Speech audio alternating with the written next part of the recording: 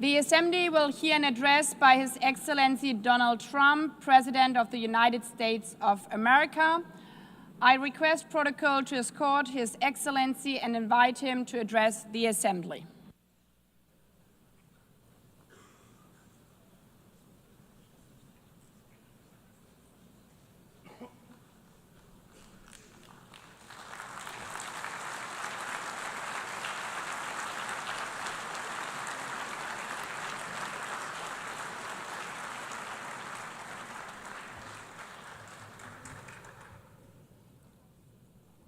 Thank you very much.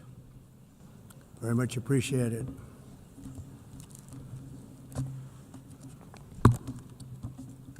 And I don't mind making this speech without a teleprompter, because the teleprompter is not working.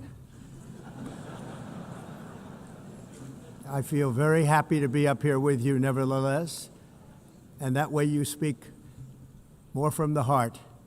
I can only say that whoever's operating this teleprompter is in big trouble.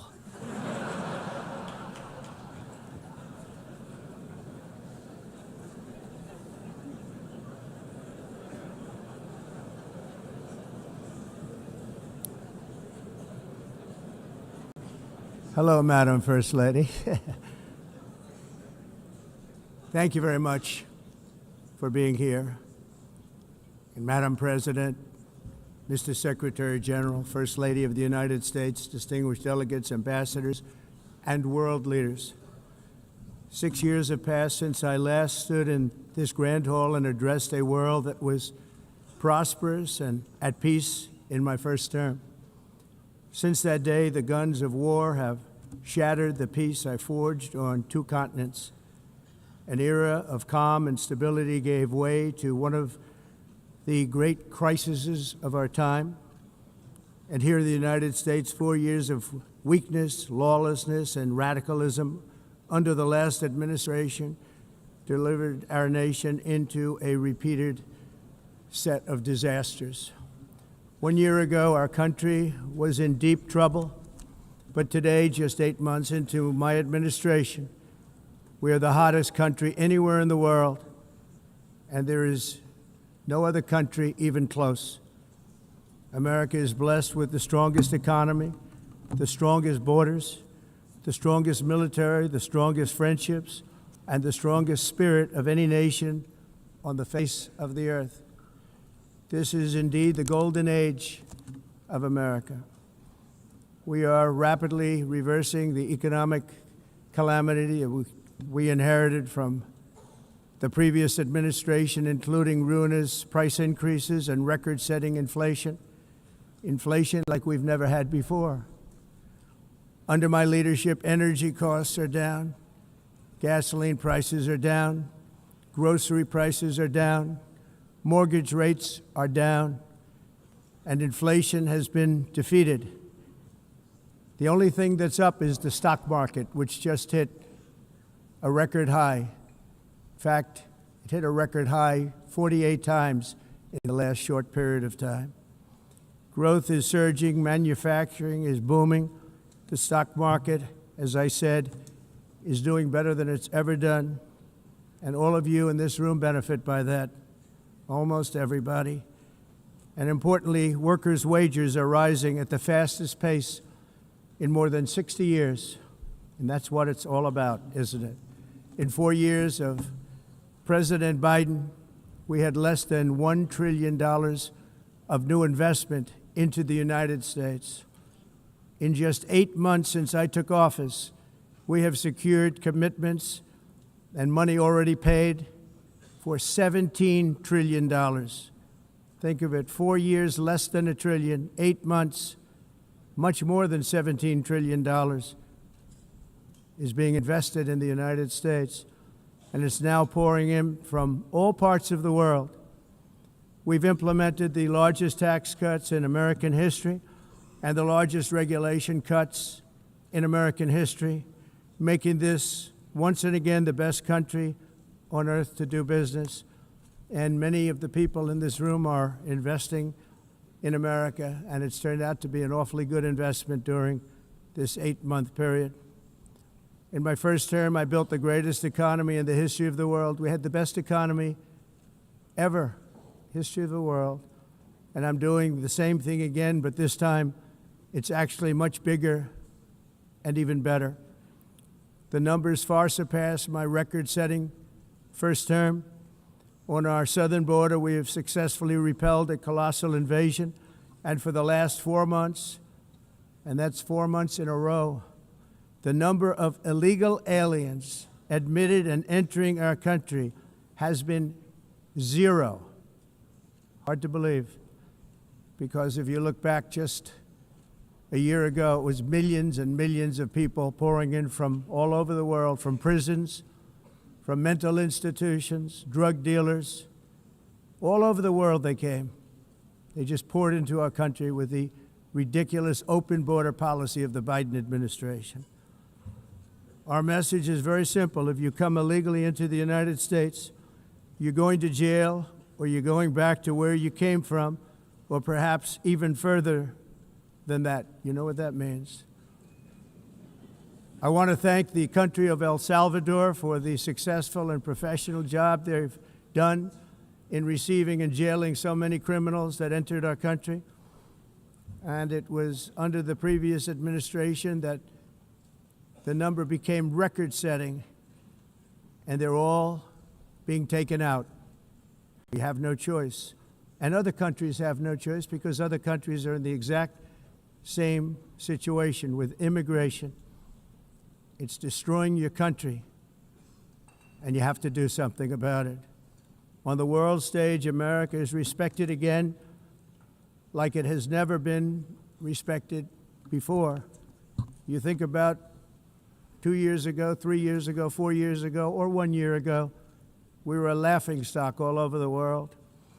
At the NATO summit in June, virtually all NATO members formally committed to increase defense spending at my request from 2% to 5% of GDP, making our alliance far stronger and more powerful than it was ever before.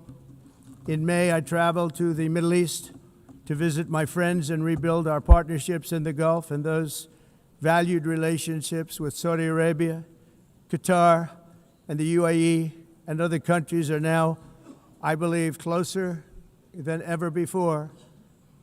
My administration has negotiated one historic trade deal after another, including with the United Kingdom, the European Union, Japan, South Korea, Vietnam, Indonesia, the Philippines, Malaysia, and many, many others. Likewise, in a period of just 7 months, I have ended 7 unendable wars. They said they were unendable. You're never going to get them solved. Some were going for 31 years, 2 of them, 31, think of it, 31 years. One was 36 years. One was 28 years. I ended 7 wars. And in all cases, they were raging with countless thousands of people being killed. This includes Cambodia and Thailand, Kosovo and Serbia, the Congo and Rwanda, a vicious, violent war that was, Pakistan and India, Israel and Iran, Egypt and Ethiopia, and Armenia and Azerbaijan. It included all of them. No president or prime minister, and for that matter, no other country has ever done anything close to that. And I did it in just 7 months. It's never happened before. There's never been anything like that. I'm very honored to have done it. It's too bad that I had to do these things instead of the United Nations doing them. And sadly, in all cases, the United Nations did not even try to help in any of them. I ended 7 wars, dealt with the leaders of each and every one of these countries, and never even received a phone call from the United Nations offering to help in finalizing the deal. All I got from the United Nations was an escalator that on the way up stopped right in the middle. If the First Lady wasn't in great shape, she would have fallen, but she's in great shape. We're both in good shape. We both stood. And then a teleprompter that didn't work. These are the two things I got from the United Nations, a bad escalator and a bad teleprompter. Thank you very much. And by the way, it's working now. It just went on. Thank you. I think I should just do it the other way. It's easier. Thank you very much. I didn't think of it at the time because I was too busy working to save millions of lives. That is the saving and stopping of these wars. But later I realized that the United Nations wasn't there for us. They weren't there. I thought of it really after the fact, not during these negotiations, which were not easy. That being the case, what is the purpose of the United Nations? The UN has such tremendous potential. I've always said it. It has such tremendous, tremendous potential, but it's not even coming close to living up to that potential. For the most part, at least for now, all they seem to do is write a really strongly worded letter and then never follow that letter up. It's empty words, and empty words don't solve war. The only thing that solves war and wars is action. Now, after ending all of these wars and also earlier negotiating the Abraham Accords, which is a very big thing for which our country received no credit, never receives credit. Everyone says that I should get the Nobel Peace Prize for each one of these achievements. But for me, the real prize will be the sons and daughters who live to grow up with the mothers and fathers, because millions of people are no longer being killed in endless and unglorious wars. What I care about is not winning prizes, it's saving lives. We saved millions and millions of lives with the 7 wars. And we have others that we're working on, and you know that. Many years ago, a very successful real estate developer in New York, known as Donald J. Trump, I bid on the renovation and rebuilding of this very United Nations complex. I remember it so well. I said at the time that I would do it for $500 million, rebuilding everything. It would be beautiful. I used to talk about, I'm going to give you marble floors. They're going to give you terrazzo. I'm going to give you the best of everything. You're going to have mahogany walls. They're going to give you plastic. But they decided to go in another direction, which was much more expensive at the time, and which actually produced a far inferior product. And I realized that they did not know what they were doing when it came to construction, and that their building concepts were so wrong, and the product that they were proposing to build was so bad and so costly. It was going to cost them a fortune. And I said, and wait till you see the overruns. Well, I turned out to be right. They had massive cost overruns and spent between $2 and $4 billion on the building and did not even get the marble floors that I promised them. You walk on terrazzo. Do you notice that? As far as I'm concerned, frankly, looking at the building and getting stuck on the escalator, they still haven't finished the job. They still haven't finished. That was years ago. The project was so corrupt that Congress actually asked me to testify before them on the tremendous waste of money, because it turned out that they had no idea what it was, but they knew it was anywhere between $2 and $4 billion as opposed to $500 million with a guarantee. But they had no idea, and I said it cost much more than $5 billion. Unfortunately, many things in the United Nations are happening just like that, but on an even much bigger scale, much, much bigger. Very sad to see. Whether the UN can manage to play a productive role, I've come here today to offer the hand of American leadership and friendship to any nation in this assembly that is willing to join us in forging a safer, more prosperous world. And it's a world that we'll be much happier with. A dramatically better future is within our reach. But to get there, we must reject the failed approaches of the past and work together to confront some of the greatest threats in history. There is no more serious danger to our planet today than the most powerful and destructive weapons ever devised by man, of which the United States, as you know, has many. Just as I did in my first term, I've made containing these threats a top priority, starting with the nation of Iran. My position is very simple. The world's #1 sponsor of terror can never be allowed to possess the most dangerous weapon. That's why, shortly after taking office, I sent the so-called Supreme Leader a letter making a generous offer. I extended a pledge of full cooperation in exchange for a suspension of Iran's nuclear program. The regime's answer was to continue their constant threats to their neighbors and U.S. interests throughout the region, and some great countries that are right nearby. Today, many of Iran's former military commanders, in fact, I can say almost all of them, are no longer with us. They're dead. And 3 months ago, in Operation Midnight Hammer, 7 American B-2 bombers dropped the 14 30,000-pound each bombs on Iran's key nuclear facilities, totally obliterating everything. No other country on earth could have done what we did. No other country has the equipment to do what we did. We have the greatest weapons on earth. We hate to use them. But we did something that for 22 years people wanted to do. With Iran's nuclear enrichment capacity demolished, I immediately brokered an end to the 12-day war, as it's called, between Israel and Iran, with both sides agreeing to fight no longer. As everyone knows, I have also been deeply engaged in seeking a ceasefire in Gaza. Have to get that done. Have to get it done. Unfortunately, Hamas has repeatedly rejected reasonable offers to make peace. We can't forget October 7th, can we? Now, as if to encourage continued conflict, some of this body is seeking to unilaterally recognize a Palestinian state. The rewards would be too great for Hamas terrorists for their atrocities. This would be a reward for these horrible atrocities, including October 7th, even while they refuse to release the hostages or accept a ceasefire.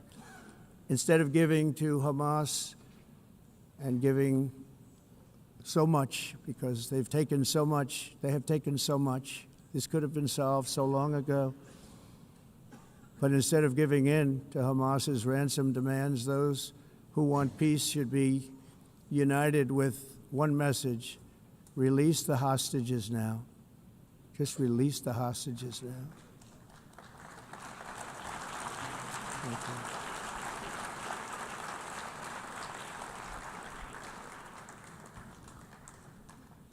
Thank you. As we have got to come together, and we will come together, got to get it done. We have to stop the war in Gaza immediately. We have to stop it. We have to get it done. We have to negotiate, immediately have to negotiate peace. We got to get the hostages back. We want all 20 back. We don't want 2 and 4. As you know, I got, along with Steve Witkoff and others that helped us, Marco Rubio, we got most of them back. We were involved in all of them. But I always said the last 20 are going to be the hardest, and that's exactly what happened. We have to get them back now. We don't want to get back 2, and then another 2, and then 1, and then 3, have this process. No, we want them all back, and we want the actually 38 dead bodies back, too. Those parents came to me, and they want them back, and they want them back very quickly and very badly. As though they were alive, they want them. They want them every bit as much as if their son or daughter were alive. I've also been working relentlessly, stopping the killing in Ukraine. I thought that would be, of the 7 wars that I stopped, I thought that would be the easiest because of my relationship with President Putin, which had always been a good one. I thought that was going to be the easiest one. But you know, in war, you never know what's going to happen. There are always lots of surprises, both good and bad. Everyone thought Russia would win this war in 3 days, but it didn't work out that way. It was supposed to be just a quick little skirmish. It's not making Russia look good. It's making them look bad.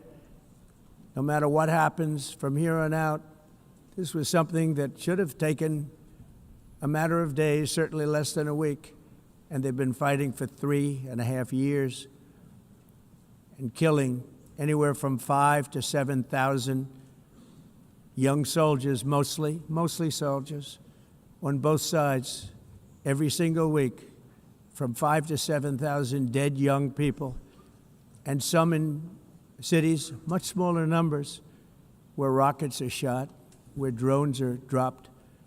This war would never have started if I were president. This was a war that should have never happened. It shows you what leadership is, what bad leadership can do to a country. Look what happened to the United States, and look where we are right now in just a short period of time. The only question now is how many more lives will be needlessly lost on both sides.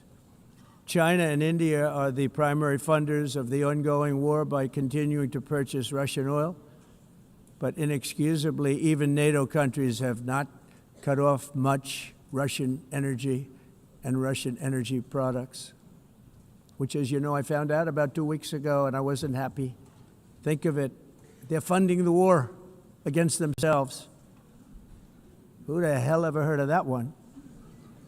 In the event that Russia is not ready to make a deal to end the war, then the United States is fully prepared to impose a very strong round of powerful tariffs, which would stop the bloodshed, I believe, very quickly. But for those tariffs to be effective, European nations, all of you are gathered here right now, would have to join us in adopting the exact same measures. I mean, you're much closer to this. We have an ocean in between. You're right there. And Europe has to step it up. They can't be doing what they're doing. They're buying oil and gas from Russia while they're fighting Russia. It's embarrassing to them, and it was very embarrassing to them when I found out about it, I can tell you that. But they have to immediately cease all energy purchases from Russia. Otherwise, we're all wasting a lot of time. So I'm ready to discuss this. We're going to discuss it today with the European nations, all gathered here. I'm sure they're thrilled to hear me speak about it, but that's the way it is. I like to speak my mind and speak the truth. As we seek to reduce the threat of dangerous weapons today, I'm also calling on every nation to join us in ending the development of biological weapons once and for all. And biological is terrible, and nuclear is even beyond, and we include nuclear in that. We want to have a cessation of the development of nuclear weapons. We know, and I get to view it all the time. Sir, would you like to see? And I look at weapons that are so powerful that we just can't ever use them. If we ever use them, the world literally might come to an end. There would be no United Nations to be talking about. There would be no nothing. Just a few years ago, reckless experiments overseas gave us a devastating global pandemic.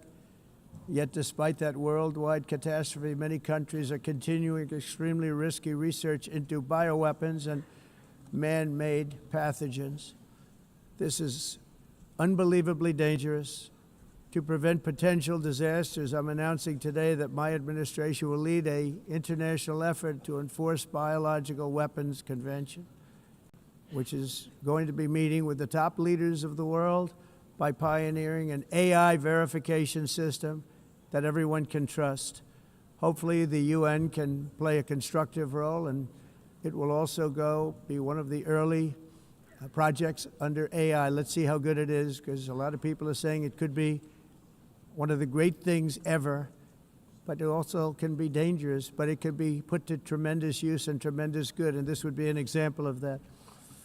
Not only is the UN not solving the problems it should, too often, it's actually creating new problems for us to solve. The best example is the #1 political issue of our time, the crisis of uncontrolled migration. It's uncontrolled. Your countries are being ruined. The United Nations is funding an assault on Western countries and their borders. In 2024, the UN budgeted $372 million in cash assistance to support an estimated 624,000 migrants journeying into the United States. Think of that. The UN is supporting people that are illegally coming into the United States, and then we have to get them out. The UN also provided food, shelter, transportation, and debit cards to illegal aliens. Can you believe that? On the way to infiltrate our southern border. Millions of people came through that southern border. Just a year ago, millions and millions of people were pouring in, 25 million altogether over the 4 years of the incompetent Biden administration. And now we have it stopped, totally stopped. In fact, they're not even coming anymore because they know they can't get through. But what took place is totally unacceptable. The UN is supposed to stop invasions, not create them and not finance them. In the United States, we reject the idea that mass numbers of people from foreign lands can be permitted to travel halfway around the world, trample our borders, violate our sovereignty, cause unmitigated crime, and deplete our social safety net. We have reasserted that America belongs to the American people, and I encourage all countries to take their own stand in defense of their citizens as well. You have to do that because I see it. I'm not mentioning names. I see it, and I can call every single one of them out. You're destroying your countries. They're being destroyed. Europe is in serious trouble. They've been invaded by a force of illegal aliens like nobody's ever seen before. Illegal aliens are pouring into Europe. Nobody is ever, and nobody's doing anything to change it, to get them out. It's not sustainable. And because they choose to be politically correct, they're doing just absolutely nothing about it. And I have to say, I look at London where you have a terrible mayor, terrible, terrible mayor. And it's been so changed, so changed. Now they want to go to Sharia law, but you're in a different country. You can't do that. Both the immigration and their suicidal energy ideas will be the death of Western Europe if something is not done immediately. This cannot be sustained. What makes the world so beautiful is that each country is unique. But to stay this way, every sovereign nation must have the right to control their own borders. You have the right to control your borders, as we do now, and to limit the sheer numbers of migrants entering their countries and paid for by the people of that nation that were there and that built that particular nation at the time. They put their blood, sweat, tears, money into that country, and now they're being ruined. Proud nations must be allowed to protect their communities and prevent their societies from being overwhelmed by people they have never seen before, with different customs, religions, with different everything. Where migrants have violated laws, lodged false asylum claims, or claimed refugee status for illegitimate reasons, they should, in many cases, be immediately sent home. And while we will always have a big heart for places and people that are struggling and truly compassionate, answers will be given. We have to solve the problem, and we have to solve it in their countries, not create new problems in our countries. And we are very helpful to a lot of countries that are just not able to send their people anymore. They used to send them to us in caravans of 25,000, 30,000 people each. These massive caravans of people pouring into our country, totally unchecked and unvetted. But not anymore. According to the Council of Europe in 2024, almost 50% of inmates in German prisons were foreign nationals or migrants. In Austria, the number was 53% of the people in prisons were from places that weren't from where they are now. In Greece, the number was 54%, and in Switzerland, beautiful Switzerland, 72% of the people in prisons are from outside of Switzerland. When your prisons are filled with so-called asylum seekers who repaid kindness, and that's what they did, they repaid kindness with crime. It's time to end the failed experiment of open borders. You have to end it now. See, I can tell you. I'm really good at this stuff.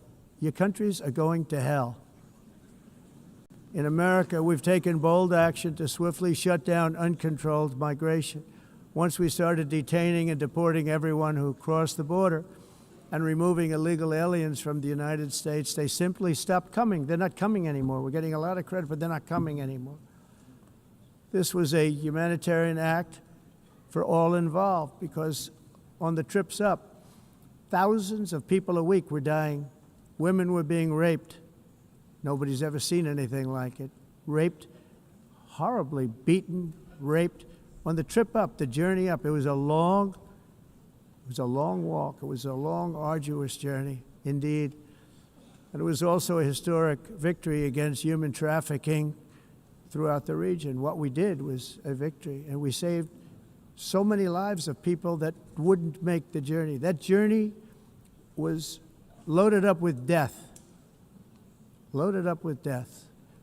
Dead bodies all along the roads of jungles to get up. They go through jungles, they go through areas so hot you couldn't breathe. They were dying of suffocation, areas so hot that you couldn't breathe.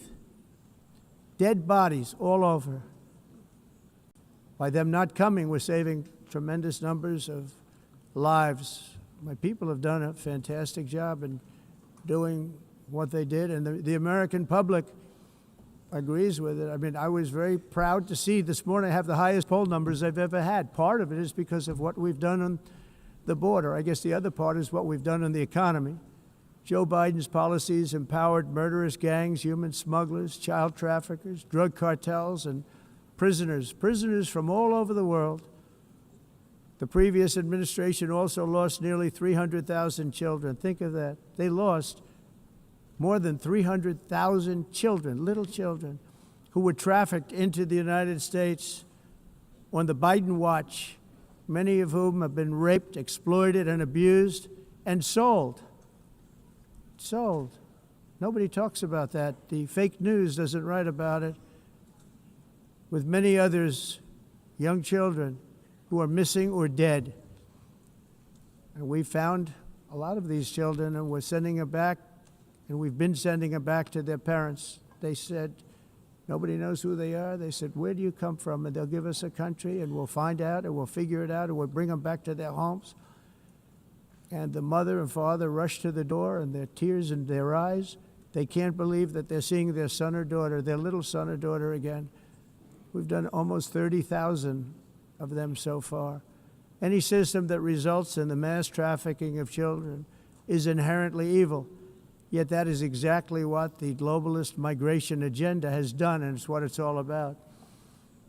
In America, those days, as you know, are over. The Trump administration is working, and we are continuing to work to track down the villains that are causing this problem, and also, as I said, to get back the 30,000 we've already returned. Now I think we're going to have another. We're going to find a lot. You're not going to find all of them. 300, more than 300,000. They're lost or they're dead. They're lost or they're dead because of the animals that did this. To protect our citizens, I've also designated multiple savage drug cartels as far as and you see this, and you see it happening right before your eyes. Let's put it this way. People don't like taking big loads of drugs in boats anymore. There aren't too many boats that are traveling on the seas by Venezuela. They tend not to want to travel very quickly anymore. And we've virtually stopped drugs coming into our country by sea. We call them the water drugs. They kill hundreds of thousands of people. I've also designated multiple savage drug cartels as far as foreign terrorist organizations, along with two bloodthirsty transnational gangs, probably the worst gangs anywhere in the world, MS-13 and Tren de Aragua. Tren de Aragua is from Venezuela, by the way. Such organizations torture, maim, mutilate, and murder with impunity. They're the enemies of all humanity. And for this reason, we've recently begun using the supreme power of the United States military to destroy Venezuelan terrorists and trafficking networks led by Nicolas Maduro. To every terrorist thug smuggling poisonous drugs into the United States of America, please be warned that we will blow you out of existence. That's what we're doing. We have no choice. Can't let it happen. They're destroying I believe we lost 300,000 people last year to drugs, 300,000. Fentanyl and other drugs. Each boat that we sink carries drugs that would kill more than 25,000 Americans. We will not let that happen. Energy is another area where the United States is now thriving like never before. We're getting rid of the falsely named renewables. By the way, they're a joke. They don't work. They're too expensive. They're not strong enough to fire up the plants that you need to make your country great. The wind doesn't blow. Those big windmills are so pathetic and so bad, so expensive to operate. Then they have to be rebuilt all the time, and they start to rust and rot. Most expensive energy ever conceived, and it's actually energy. You're supposed to make money with energy, not lose money. You lose money, the governments have to subsidize. You can't put them out without massive subsidies. And most of them are built in China, and I give China a lot of credit. They build them, but they have very few wind farms. So why is it that they build them and they send them all over the world, but they barely use them? You know what they use? Coal. They use gas. They use almost anything, but they don't like wind. But they sure as hell like selling the windmills. Europe, on the other hand, has a long way to go, with many countries being on the brink of destruction because of the green energy agenda. And I give a lot of credit to Germany. Germany was being led down a very sick path, both on immigration, by the way, and on energy. They were going green, and they were going bankrupt. And the new leadership came in, and they went back to where they were, with fossil fuel and with nuclear, which is good. It's now safe, and you can do it properly. But they went back to where they were, and they opened up a lot of different plants, energy-producing plants, and they're doing well. I give Germany a lot of credit for that. They've said this is a disaster, what's happening. They were going all green. All green is all bankrupt. That's what it represents. And it's not politically correct. I'll be very badly criticized for saying it, but I'm here to tell the truth. I don't care. It doesn't matter to me. I'm in New York City. I'm feeling a lot safer. Crime, we're getting crime down. And by the way, speaking of crime, Washington, D.C. Washington, D.C. was the crime capital of America. Now it's after 12 days, it's a totally safe city. Everyone's going out to dinner. They're going out to restaurants. Your wife can walk down the middle of the street with or without you. Nothing's going to happen. My people have done a fantastic job. And yes, I called in the National Guard, and the National Guard took care of business, and they weren't politically correct, but they took care of business. We got 1,700 career criminals out, brought them back to where they came from, the countries where they came from, or put them in jails. Washington, D.C. is now a totally safe city again, and I welcome you to come. In fact, we'll have dinner together at a local restaurant, and we'll be able to walk. We don't have to go by an armor-plated vehicle. We'll walk right over there from the White House. They've given up their powerful edge, a lot of the countries that we're talking about, in oil and gas, such as essentially closing the great North Sea oil. Oh, the North Sea, I know it so well. Aberdeen was the oil capital of Europe, and there's tremendous oil that hasn't been found in the North Sea, tremendous oil. And I was with the Prime Minister I respect and like a lot, and I said, you're sitting with the greatest asset. They essentially closed it by making it so highly taxed that no developer, no oil company can go there. They have tremendous oil left, and more importantly, they have tremendous oil that hasn't even been found yet. And what a tremendous asset for the United Kingdom. And I hope the Prime Minister is listening, because I told it to him 3 days in a row. That's all he heard. North Sea oil, North Sea, because I want to see them do well. I want to stop seeing them ruining that beautiful Scottish and English countryside with windmills and massive solar panels that go 7 miles by 7 miles, taking away farmland. But we're not letting this happen in America. In 1982, the executive director of the United Nations Environmental Program predicted that by the year 2000, climate change would cause a global catastrophe. He said that it will be irreversible, as any nuclear holocaust would be. This is what they said at the United Nations. What happened? Here we are. Another UN official stated in 1989 that within a decade, entire nations could be wiped off the map by global warming. Not happening. You know, it used to be global cooling. If you look back years ago in the 1920s and the 1930s, they said, global cooling will kill the world. We have to do something. Then they said global warming will kill the world. But then it started getting cooler. So now they could just call it climate change because that way they can't miss. It's climate change. Because if it goes higher or lower, whatever the hell happens, there's climate change. It's the greatest con job ever perpetrated on the world, in my opinion. Climate change, no matter what happens, you're involved in that. No more global warming, no more global cooling. All of these predictions made by the United Nations and many others, often for bad reasons, were wrong. They were made by stupid people that have cost their countries fortunes and given those same countries no chance for success. If you don't get away from this green scam, your country is going to fail. And I'm really good at predicting things, you know. They actually said during the campaign they had a hat, the best-selling hat. Trump was right about everything. And I don't say that in a braggadocious way, but it's true. I've been right about everything.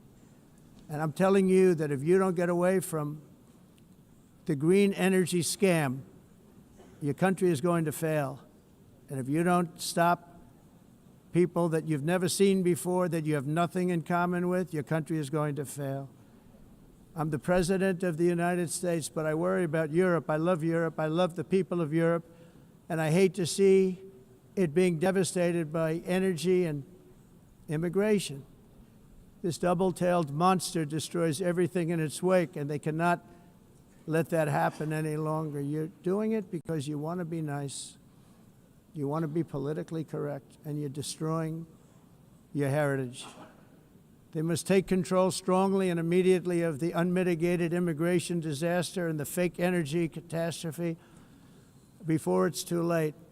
The carbon footprint is a hoax made up by people with evil intentions, and they're heading down a path of total destruction. You know, the carbon footprint was a big, big thing a few years ago. I remember hearing about the carbon footprint, and then President Obama would get into Air Force One, a massive Boeing 747, and not a new one, an old one with old engines that spew everything into the atmosphere. He'd talk about the carbon footprint, we must do so. Then he'd get in and he'd fly from Washington to Hawaii to play a round of golf. And then he'd get back onto that big, beautiful plane and he'd fly back and he'd talk about, again, global warming and the carbon footprint. It's a con job. At extreme cost and expense, Europe reduced its own carbon footprint by 37%. Think of that. Congratulations, Europe. Great job.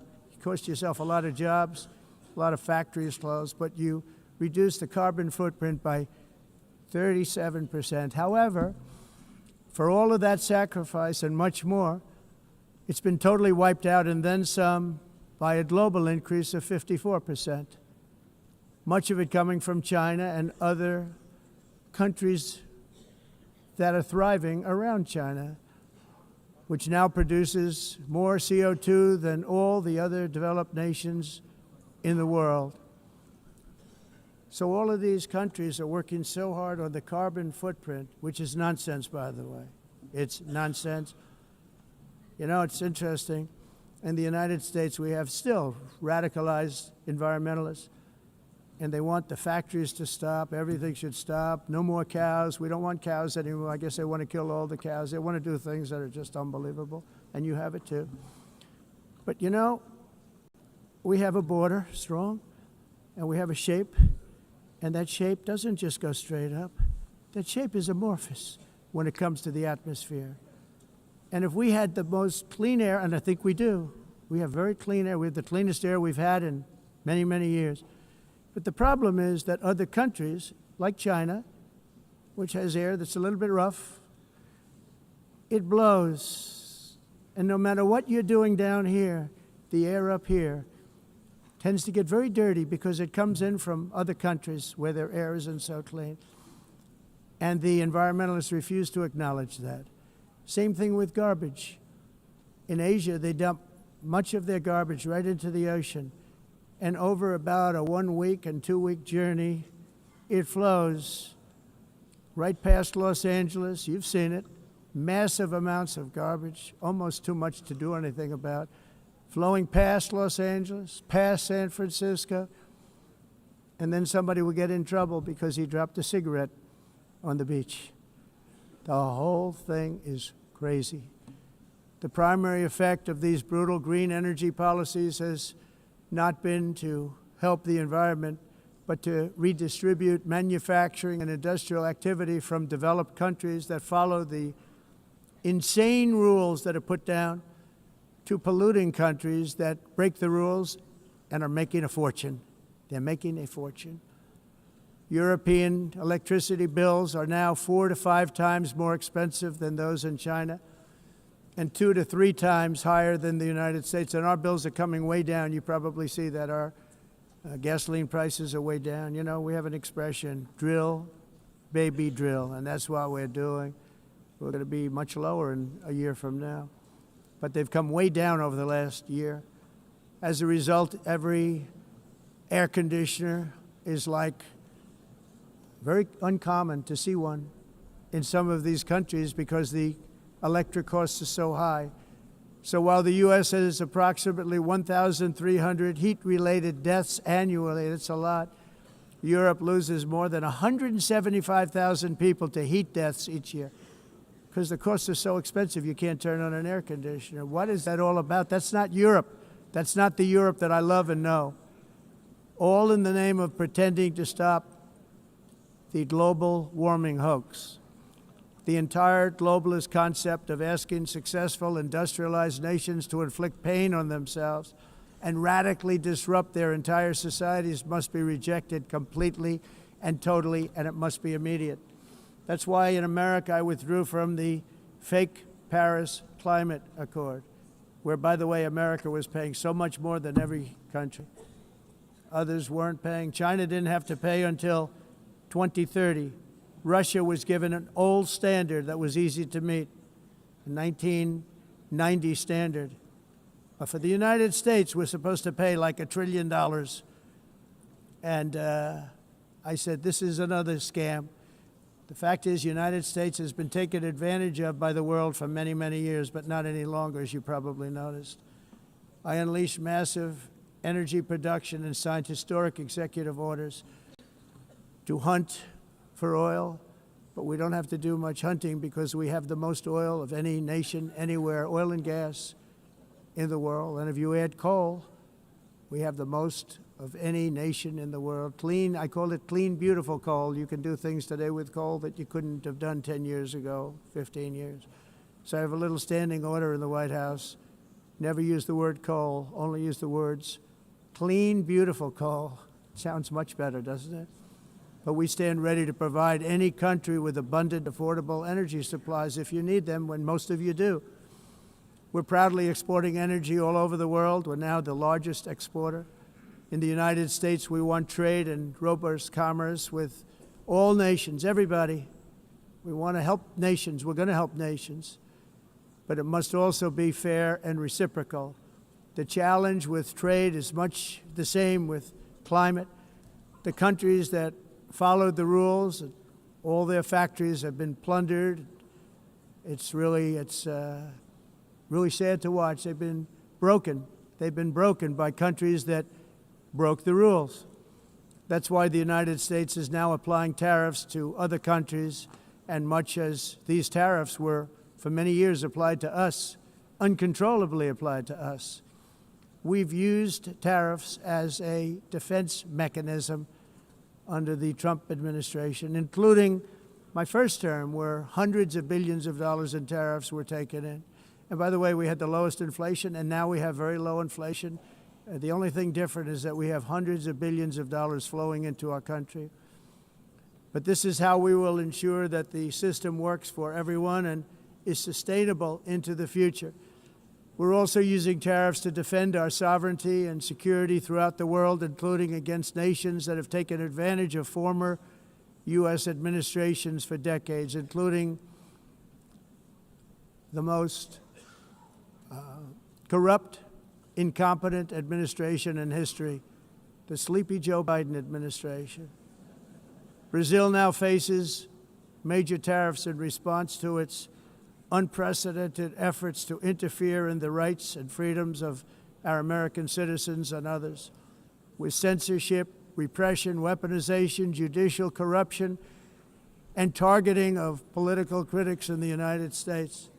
I have a little problem saying this because I must tell you, I was walking in and the leader of Brazil was walking out. We saw him and I saw him, he saw me, and we embraced. And then I'm saying, can you believe I'm going to be saying this in just 2 minutes? But we actually agreed that we would meet next week. We didn't have much time to talk, like about 20 seconds. They were in retrospect, I'm glad I waited because this thing didn't work out too well. But we did talk. We had a good talk, and we agreed to meet next week, if that's of interest. But he seemed like a very nice man, actually. He liked me, I liked him. But if you, and I only do business with people I like. When I don't like them, I don't like them. But we had, at least for about 39 seconds, we had excellent chemistry. It's a good sign. But also in the past, Brazil, can you believe this, unfairly tariffed our nation, but now because of our tariffs, we are hitting them back, and we're hitting them back very hard. As president, I will always defend our national sovereignty and the rights of American citizens. So I'm very sorry to say this, that Brazil is doing poorly and will continue to do poorly. They can only do well when they're working with us. Without us, they will fail, just as others have failed. It's true. Next year, the United States will celebrate the 250th anniversary of our glorious independence, a testament to enduring power and American freedom and spirit. We will also be proudly hosting the 2026 FIFA World Cup, and shortly thereafter, the 2028 Olympics, which is going to be very exciting. I hope you all come. I hope that countless people from all over the globe will take part of these will be great celebrations of liberty and human achievement, and that together we all can rejoice in the miracles of history that began in July 4th, 1776, when we founded the light to all nations. And it's something really that an amazing thing came out of that date. It's called the United States of America. In honor of this momentous anniversary, I hope that all countries who find inspiration in our example will join us in renewing our commitment, values, and those values, really, that we hold so dear together. Let us defend free speech and free expression. Let us protect religious liberty, including for the most persecuted religion on the planet today. It's called Christianity. And let us safeguard our sovereignty and cherish qualities that have made each of our nations so special, incredible, and extraordinary. In closing, I just want to repeat that immigration and the high cost of so-called green renewable energy is destroying a large part of the free world and a large part of our planet. Countries that cherish freedom are fading fast because of their policies on these two subjects. You need strong borders and traditional energy sources if you are going to be great again. Whether you have come from north or south, east or west, near or far, every leader in this beautiful hall today represents a rich culture, a noble history, and a proud heritage that makes each nation majestic and unique, unlike anything else in human history or any other place on the face of the earth. From London to Lima, from Rome to Athens, from Paris to Seoul, from Cairo to Tokyo and Amsterdam to right here in New York City, we stand on the shoulders of the leaders and legends, generals and giants, heroes and titans who won and built our beloved nations, all of our nations, with their own courage, strength, spirit, and skill. Our ancestors climbed mountains, conquered oceans, crossed deserts, and trekked over wide open plains.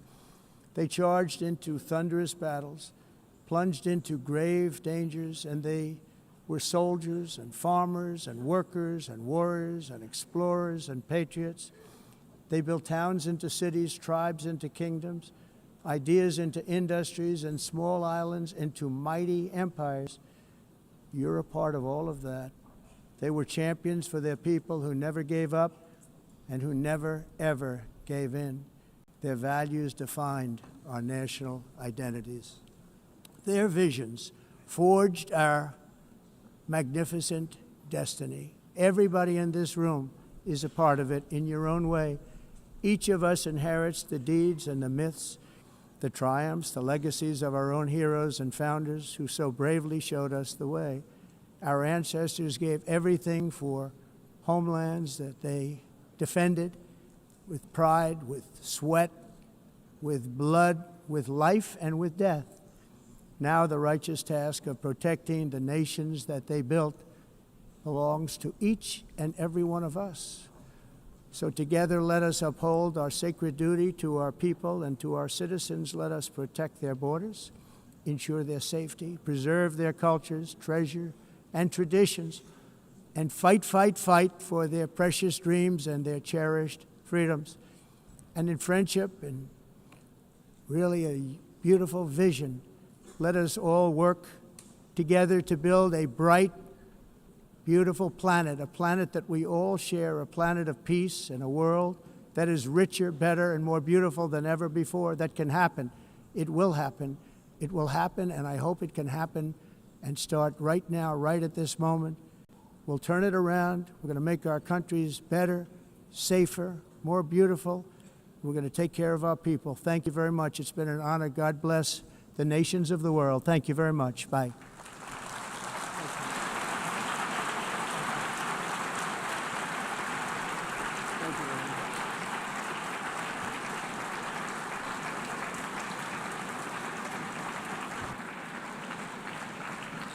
On behalf of the Assembly, I wish to thank the President of the United States,